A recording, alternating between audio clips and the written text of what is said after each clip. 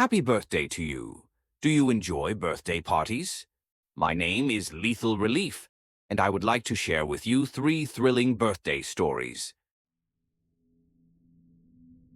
The lights in my Upper East Side apartment in New York flicker warmly, reflecting off wine glasses and the smiles of my guests. It's my 40th birthday, and though I've never been one for big celebrations, tonight I let myself bask in the moment. My deep red dress hugs my frame perfectly, and my heels give me that extra boost of confidence I've spent years cultivating. My name is Laura Bennett, and I'm the marketing director at one of the city's biggest ad agencies. The road to this position wasn't paved with roses.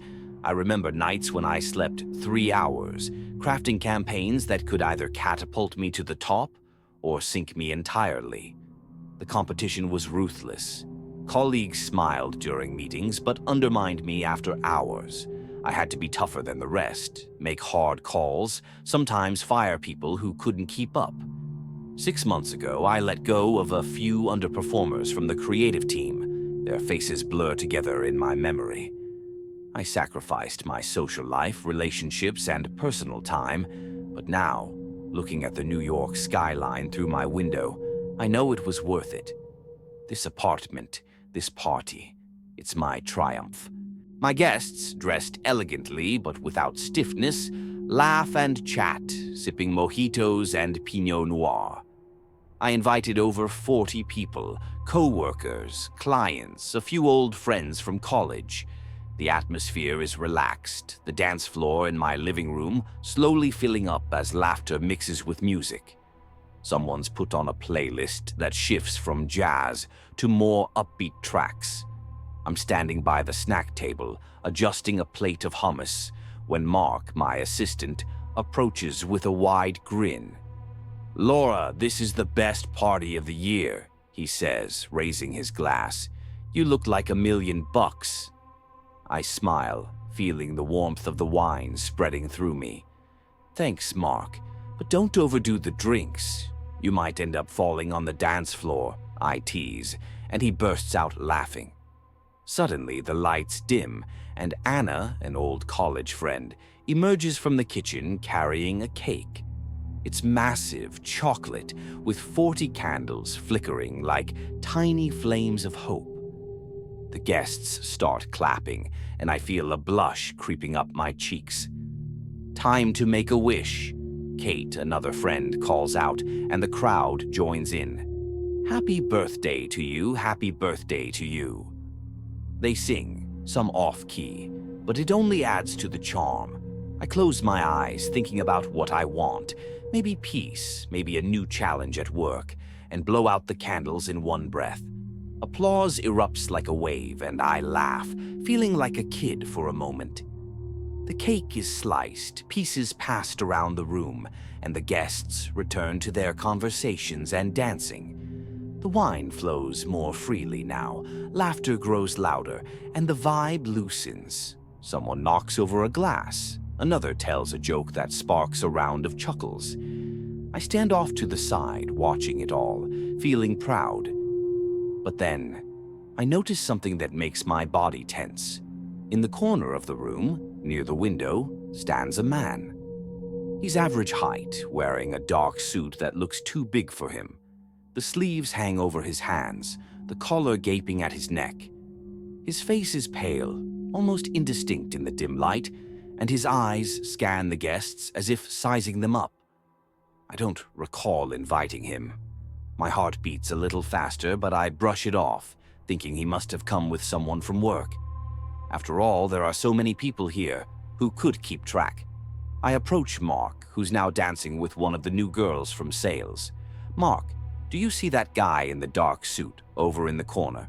I ask, trying to sound casual. Mark turns his head, frowning. "What guy?" "I don't see anyone there," he says, but glances again. "You know, the pale one. Looks like he's lurking," I reply, my tone wavering.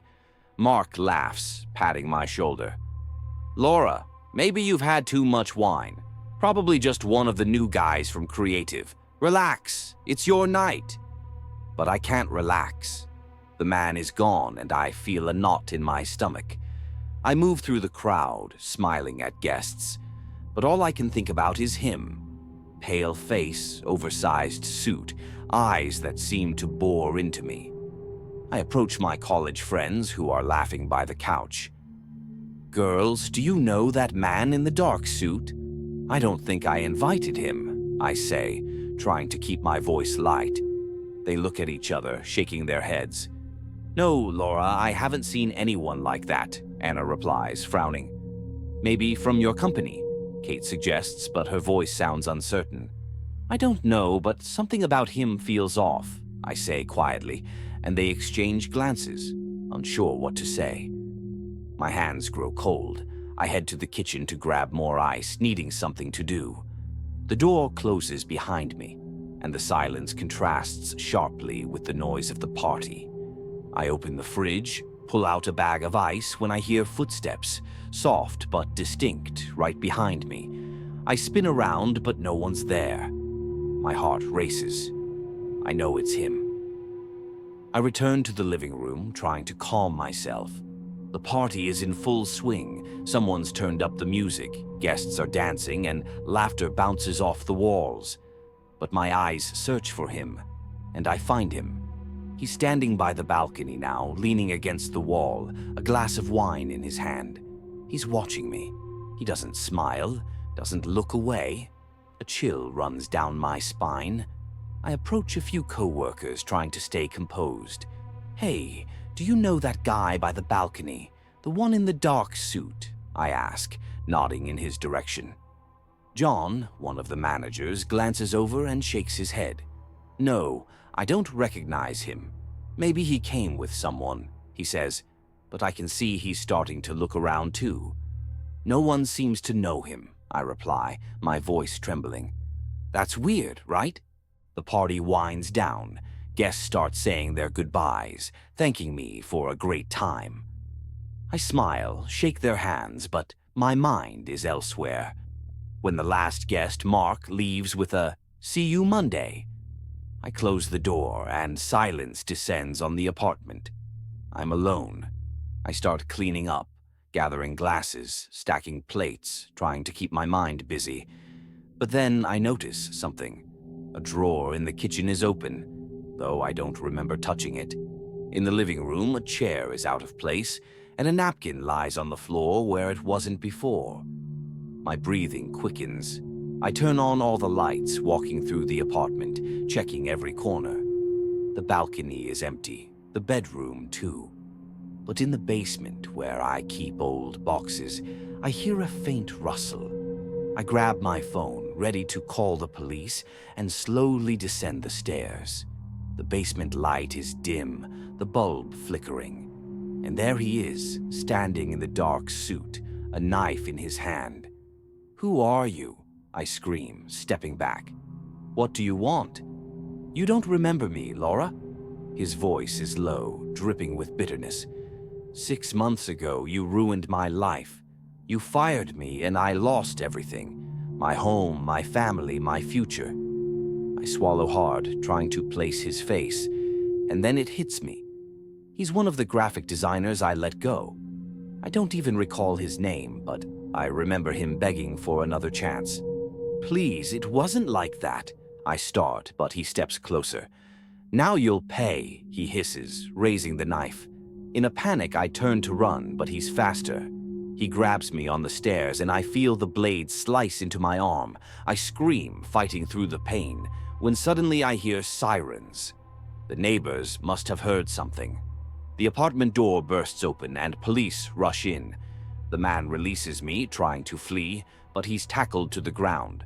I sit on the floor, clutching my arm as paramedics tend to the wound. Our officer hands me something, a letter found in the man's pocket. I open it with trembling hands. "Laura, I'll never forget what you did to me. If I can't live, neither will you." The letter is dated the day before the party. But there's more. At the bottom, a signature. Mark. My assistant. My heart stops. Mark, who left last, who laughed and danced at the party. The man in the suit wasn't the real threat. Mark orchestrated it all, and the uninvited guest was just a pawn in his game.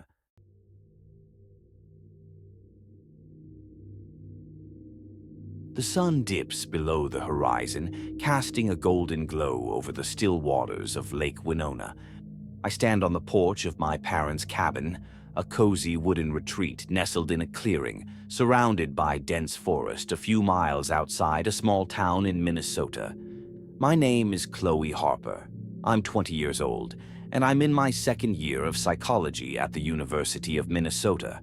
I've always been organized. My life revolves around color-coded planners, to-do lists, and schedules. But I'm also shy, the kind of person who'd rather text than call. I prefer to stay on the sidelines, avoiding crowds, so organizing my birthday party here, in this isolated spot, feels like a leap into the deep end. I wanted these birthday celebrations to be special, a chance to gather my college friends for a night of music, laughter, and memories. But as I glance at my phone, 6:45 p.m., I feel a knot of stress tighten in my stomach. Everyone was supposed to be here by 7 p.m., and I'm not even ready yet. I spent the entire day preparing.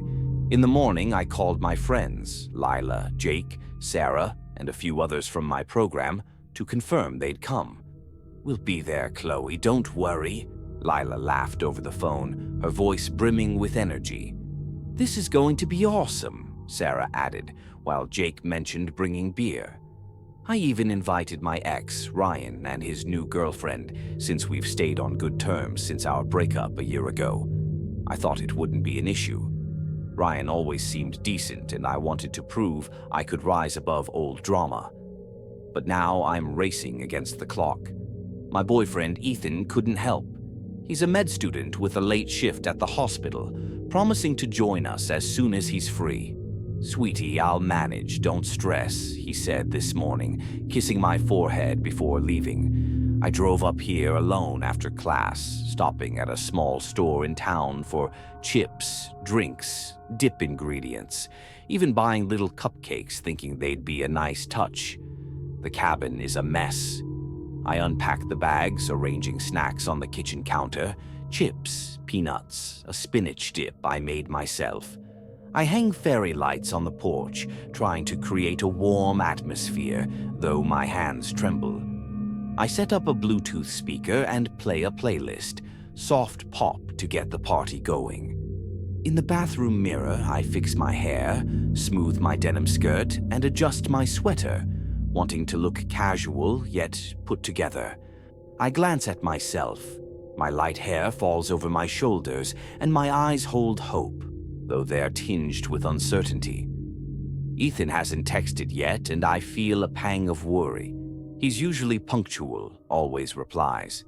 I tell myself he's probably stuck at work, that something at the hospital ran late. But deep down, I fear something's wrong. By 6:55 p.m., I'm ready, but my nerves are frayed. The cabin looks good, the lights twinkle, the snacks are out, the music plays softly in the background.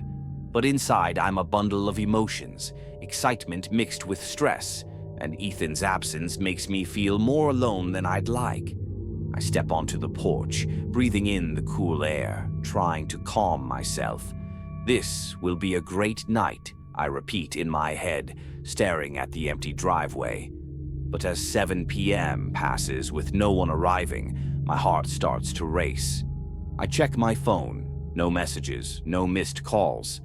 I call Lila first, but it goes straight to voicemail. Jake doesn't pick up either. Sarah's phone rings, but after a few tones, the call drops. My stomach churns. Maybe they're running late, I think, pacing the porch, but I sense something's off. By 7:20 p.m., panic sets in. I try calling Ethan, needing his steady voice, but the phone rings and rings before switching to voicemail. "Hey, it's Ethan. Leave a message," his recording says, and I hang up, my hands trembling. Where is everyone? Why isn't anyone answering? By 8 p.m., I'm sitting on the couch, staring at the untouched snacks, feeling hope fade.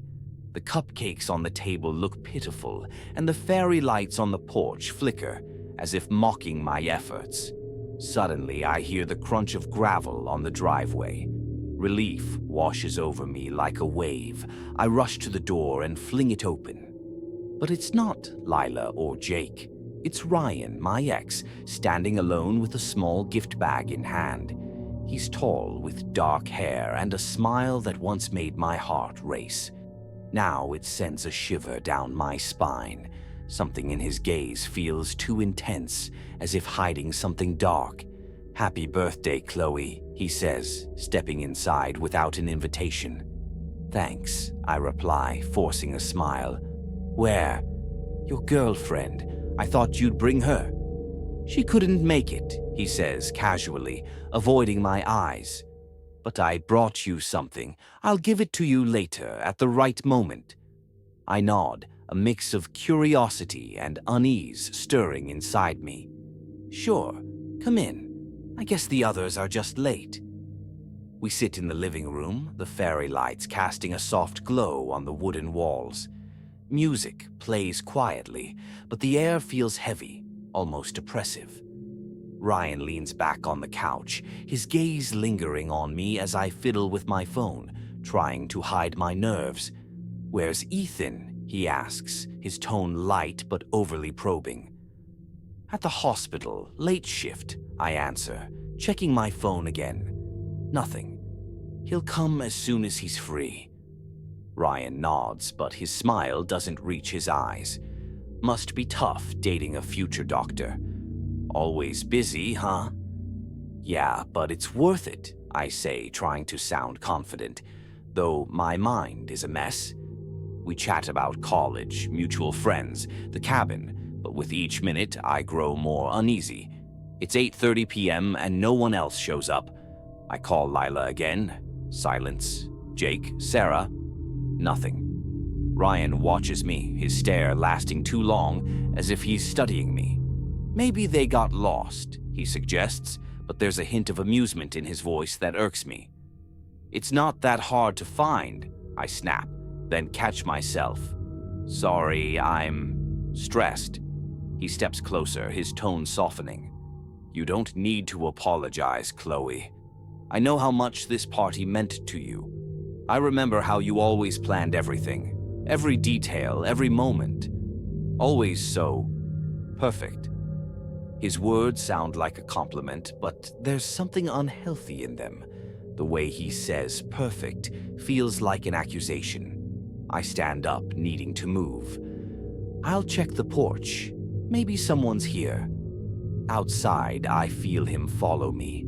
The air is cool, the forest around the cabin dark and silent, the moon casting a pale light on the lake. I glance at the driveway, empty. But when I turn back, Ryan is closer than I expected, his eyes locked on mine, as if trying to see through me. "You're so tense, Chloe," he says quietly, his voice carrying a dark edge. "Relax. It's just us." I take a step back, my heart pounding. I think I'll go back inside. In the house, I grab my phone, but before I can dial, his hand brushes mine. Too close, too intimate. "You don't need him now," he says, his voice turning sharp, almost commanding.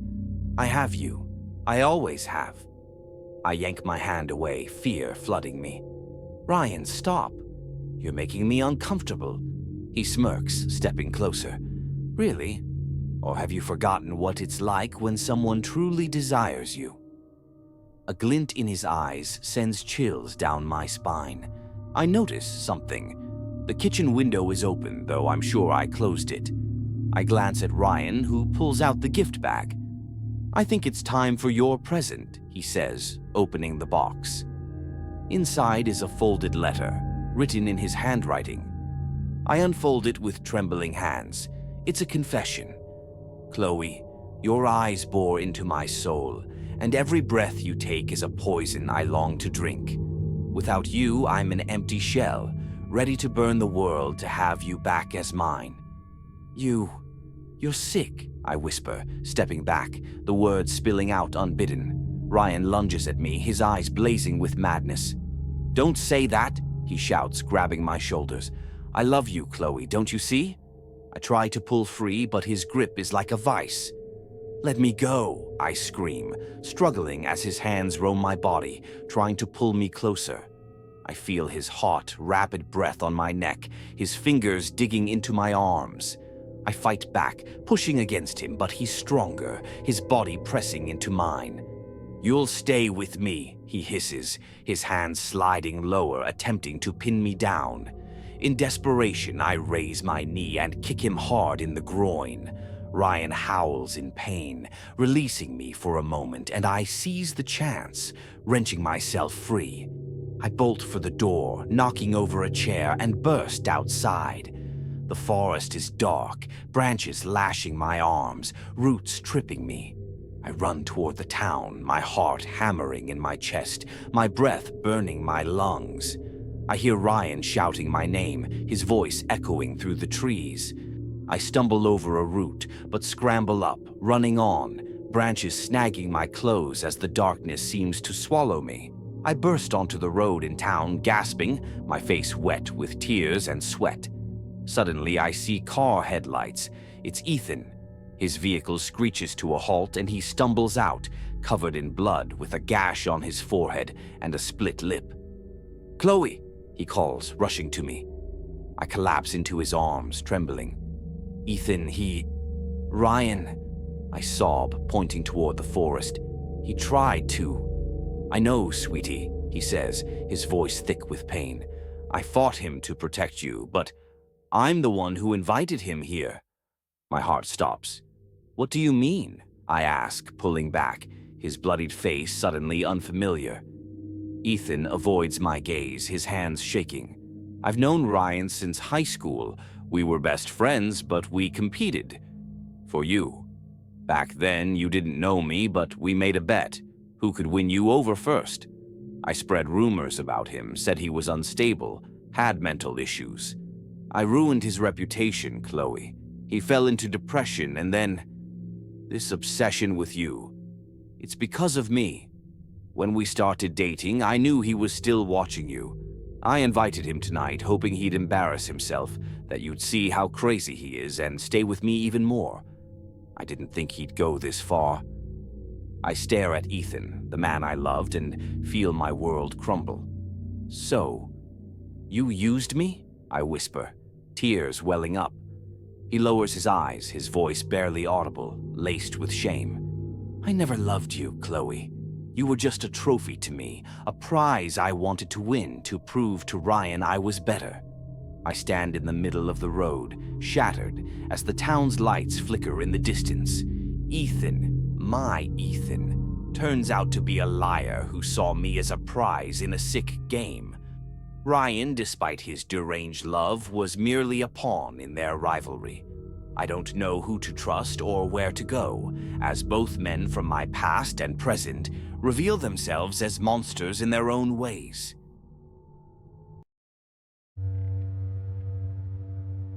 The sun shines brightly in the clear blue sky, casting a warm glow over our garden in Portland, Oregon, where I'm preparing a birthday party for my little girl, Harper.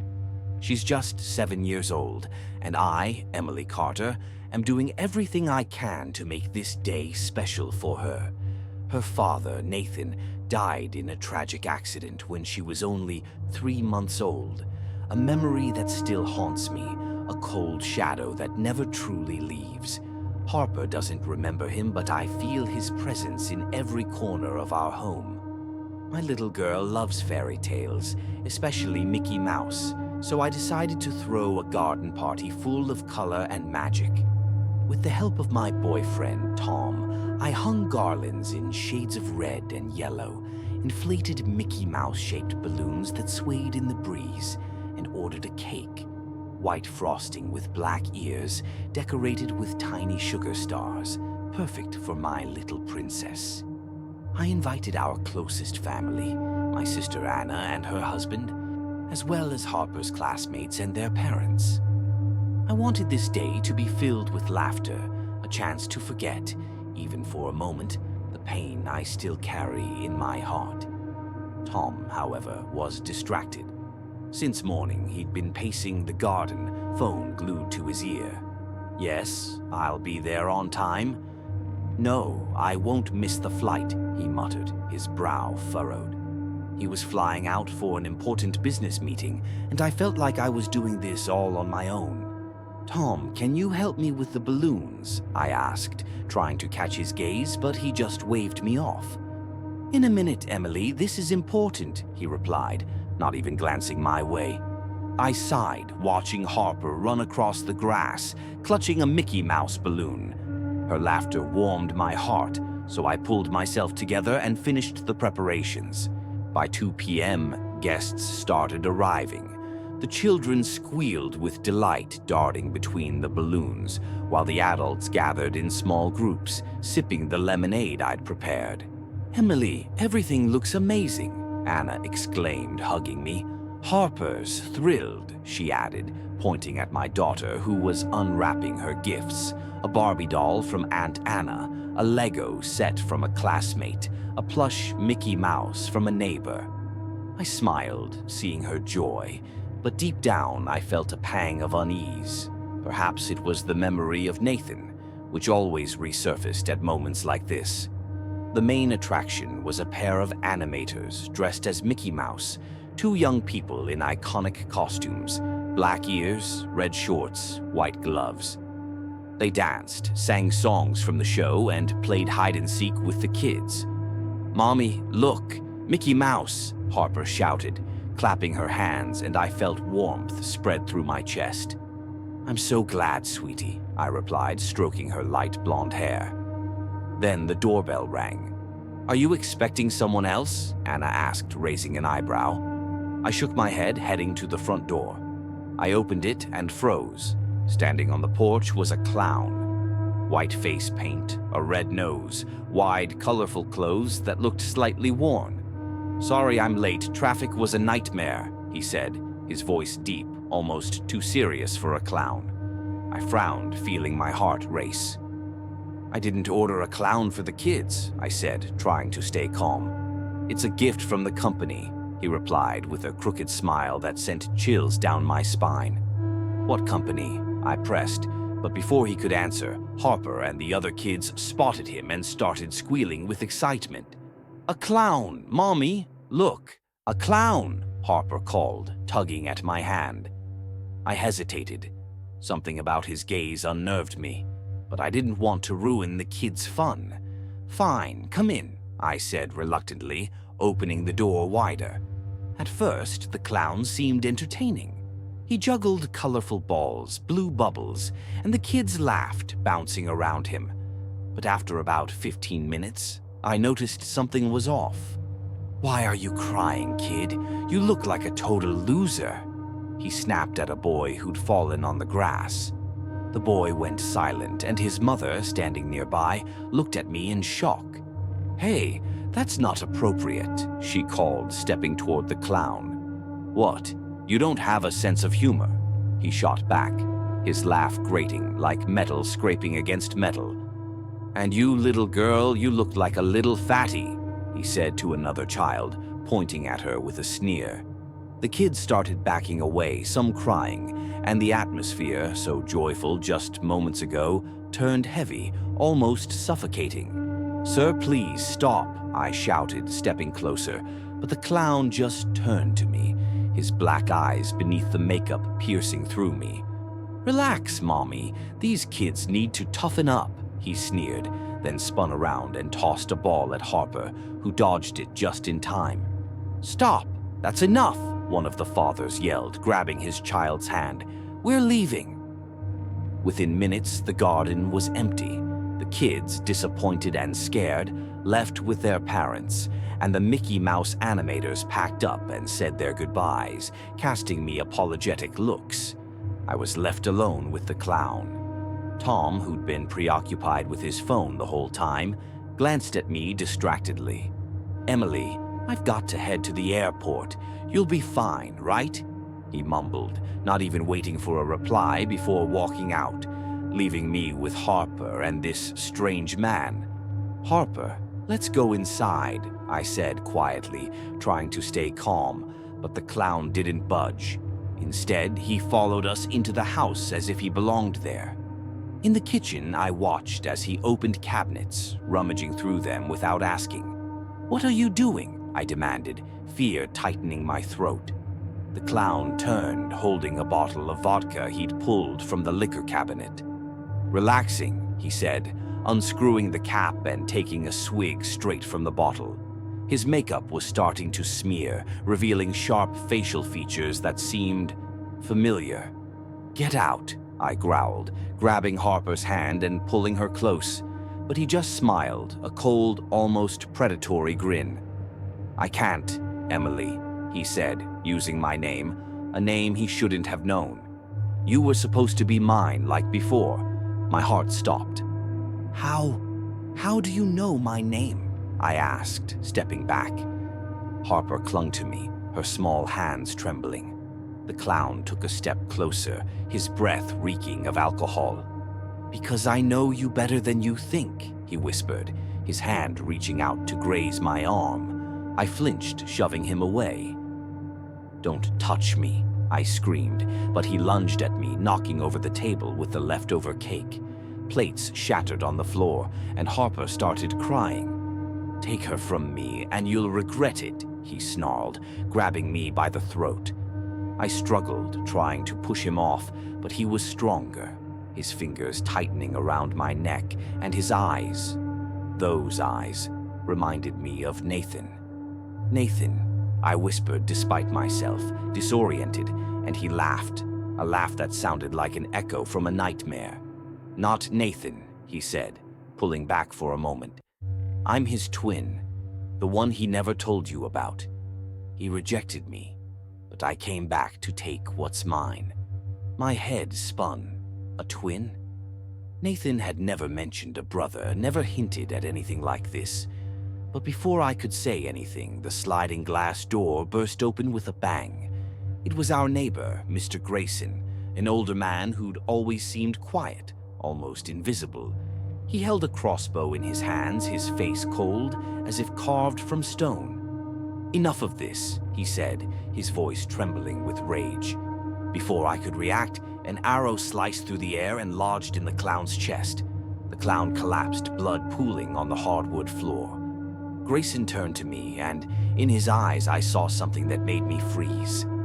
"I was the oldest," he said softly, his hand holding the crossbow shaking. "They put me in a foster home because Nathan and his twin were perfect. But I've been watching you all along, you and Harper.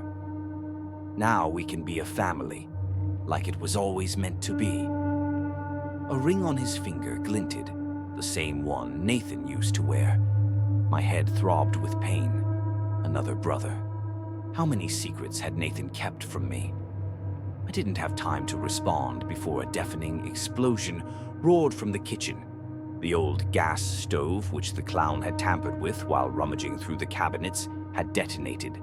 I'd noticed the loose gas line earlier, but ignored it in my panic. Now a wave of fire and smoke engulfed the room, and the windows shattered from the heat. Instinctively, I grabbed Harper and bolted through the sliding door, the searing heat scorching my back. The house erupted in flames, the fire illuminating the night garden, casting an orange glow on the balloons, still swaying in the breeze. Behind me, I heard a muffled scream. Grayson, dazed by the blast, stumbled out, blood trickling from his ear. His silhouette vanished into the darkness. I stood on the lawn, clutching Harper as she sobbed, watching our home, our safe haven, burn before us. My life had been a lie. Nathan had hidden two brothers, and their obsession with me had destroyed everything. I didn't know if Grayson had survived or if he'd return, but I felt in my bones that this nightmare wasn't over.